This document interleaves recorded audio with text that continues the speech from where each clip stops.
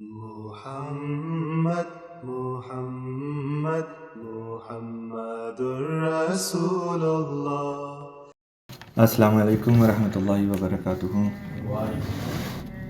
A few days ago, a certain video came in front of me where a question was posed before a lawyer. The scenario in which the question was presented to the lawyer was that there are three people who are sharing an apartment together, and they all owe a certain amount of rent. And two of the people, or actually I should say that all three of them together had signed a contract, a lease or a rental agreement for this apartment. Two of the three individuals are paying the rent according to what they owe, but the third individual is not. And now these two individuals were asking the lawyer that the third individual is not paying his share of the rent and we have to cover it. Can we sue this third individual? And so, it was a video where the lawyer gets into the technicalities, but it got me thinking. It got me thinking that there are real life scenarios where a group of people is paying for other individuals as well. Let me internalize this and present this to you in the context of our religion. At the time of Holy Prophet Muhammad sallallahu alaihi wasallam, there were, primarily speaking, three particular asks that were made of the believers. Number one was that once they become a believer in the message of Islam, once they become Muslim, that they would do their best to offer the salawat, the prayers, the daily 5 prayers. The next thing expected of them, apart from other, fundamentals, is that when the time comes, when the Islam or when the Qawm or the nation requires financial sacrifice in order to take care of different things, everyone would contribute. And of course, the expectation was a rich man would contribute according to his means, and a poor person would contribute according to his means, so on and so forth. And even women and children would participate as well. And the third thing was that when the existence of the nation would be in danger and they would need to defend themselves physically to go for a defensive battle at war, that they would not shy away from it. Jihad bis sayf. These were the primary three things, fundamental things that were required of the Muslims in the times of Rasulullah sallallahu alaihi wasallam. Now it was very easy for the Muslims, the Sahaba, to know who was a hypocrite. A hypocrite, broadly speaking, are of two types. One are those who are hypocrite in their belief. In their aqaid, they have hypocrisy. They believe something else in their heart, but they verbalize something else from their tongue. When they're in the company of the Sahaba or the Mu'mineen, they would say, we believe what you believe. But in their heart of hearts, that's not true. They don't believe that. And the other type of hypocrites are those who are weak in practice of faith. For example, someone who doesn't pray is weak in their practice of faith. According to Rasulullah sallallahu alaihi wasallam, this person would be considered a munafiq, a hypocrite. Someone who does not want to spend in the way of Allah Ta'ala for the needs of the religion, that person, according to Rasulullah sallallahu alaihi wasallam and the Holy Quran, was considered a hypocrite, a munafiq. So, same way, a person who would find excuse not to go for war when the life and the existence of Muslims was under threat, was considered a munafiq or a hypocrite by Allah and His Messenger sallallahu alaihi wasallam. Now, someone who is a munafiq bil aqaid, someone who has nifaq in his or her heart when it comes to belief system. Now, you don't know what's in the heart of a person. But Allah knows, and Allah would oftentimes reveal to Rasulullah sallallahu alaihi wasallam that the person sitting in front of you is a munafiq or not. But as far as the other type of munafiqeen were concerned, those who were weak in their practice of faith, that was obvious. And the companions or the Sahaba in Madinatul Munawwarah, in Madinatul Nabi, they knew who those people were.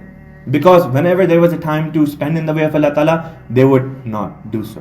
Whenever it was time to come for prayers, they would not do so. Whenever it was time to go out and defend the city of Medina, they would choose not to.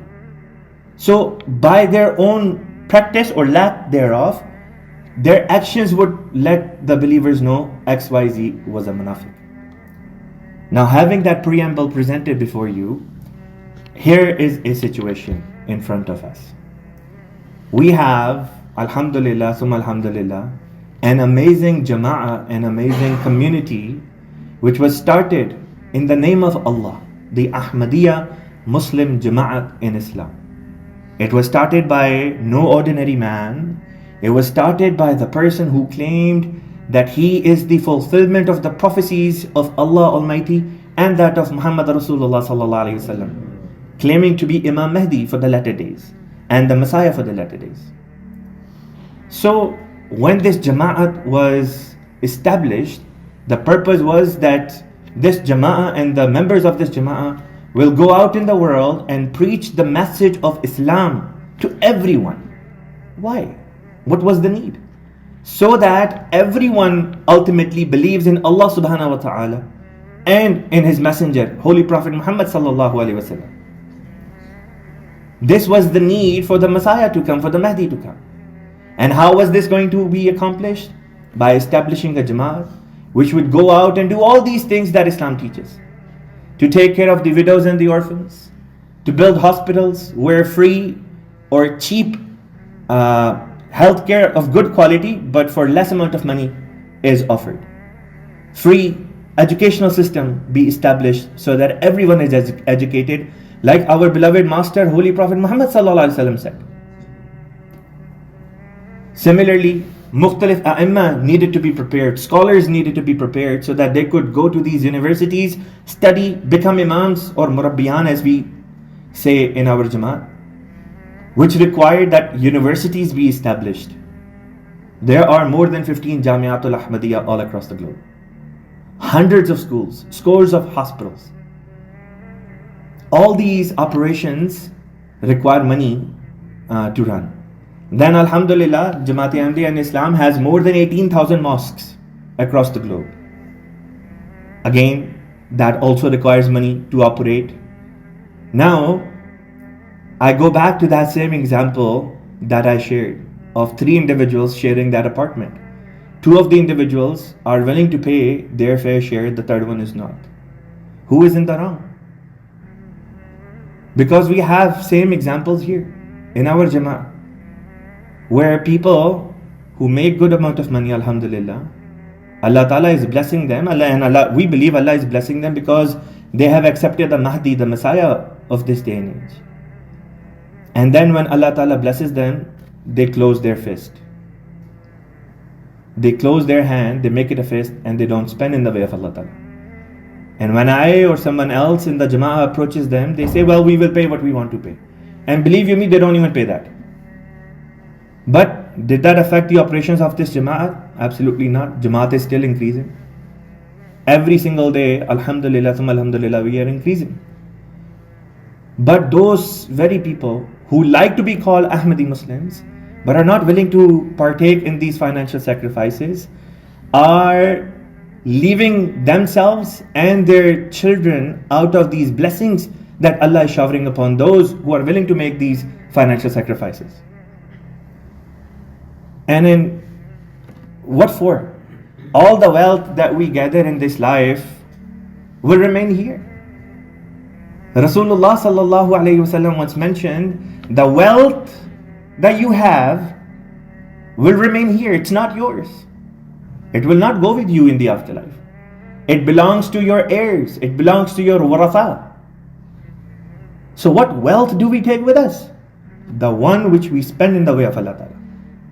So here is an audit that all of us, including myself, we should do. And that audit is very simple. Look through your bank account, through your financial records, and see for yourself how much money have you sent for the afterlife. How much wealth have you spent in the way of Allah Ta'ala? Because that's the only wealth which will help you in the afterlife. The big balances, the millionaire statuses, the $1 million homes, all these things will remain here, my dear brothers and sisters. None of it will help you, none of it will help me. The only thing which will help us, and again, not my words, this is what Allah Almighty says. This is what Rasulullah Sallallahu Alaihi Wasallam taught. This is what Sayyidina Imam al-Mahdi Alayhi Salatu Wasallam taught. This is what our Khalifa teaches. Ultimately, the only wealth which will go with us is the wealth which we are willing to part ways with, only for the sake of Allah Ta'ala. Every single one of us, do your own audit. You know, IRS audits, I am saying do your audit for the sake of Allah Ta'ala. And if you're satisfied that whatever you have spent is more than enough for your afterlife, then by all means be happy. But if you think what you have spent is not enough for your afterlife, then maybe perhaps consider doing justice with Allah Ta'ala. Because believe you me, Allah Ta'ala is the most just of all those entities who are just. There is no one more just than Allah Almighty. Inshallah Ta'ala, the Tehreek-e-Jadid year is also ending by the end of this month. Our brothers and sisters, Ahmadi Muslims, are requested to please contribute in that.